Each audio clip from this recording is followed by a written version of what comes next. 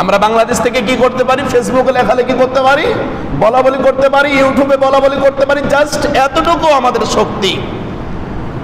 আমরা কেউ যুদ্ধ করতেও যেতে পারবো না, আমরা যুদ্ধ করার ক্ষমতাও রাখি না, জাস্ট শুধুমাত্র এইটুকুই, যারাই আমরা ফেসবুকে লেখালেখি করি আমরা সালাত আদায় করি না, যারাই ফেসবুকে চলাফেরা করি সুদের সাথে জড়িত আছি, যারাই আমরা ফেসবুকে লেখালেখি করি মুসলিমকে কেন মারা হচ্ছে, কেন মারা হবে, আমরা অন্যায় গুনাহের কাজের সাথে জড়িত আছে। আপনার কথা কেন শুনবে আল্লাহ? আমি তো পাপ করছি, আমি পাপিষ্ঠ, আমার ডানে তাকালে পাপ, বামে তাকালে পাপ, সামনে তাকালে পাপ, পিছনে তাকালে পাপ, ওপরে তাকালে পাপ, নিচে তাকালে পাপ আর পাপ। আমার মতন মুসলিমের কথা আল্লাহ শুনবে কেন? কে বুঝাবে কাকে?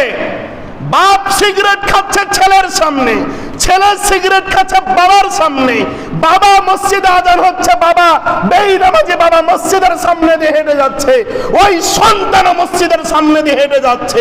কে শেখাবে কাকে?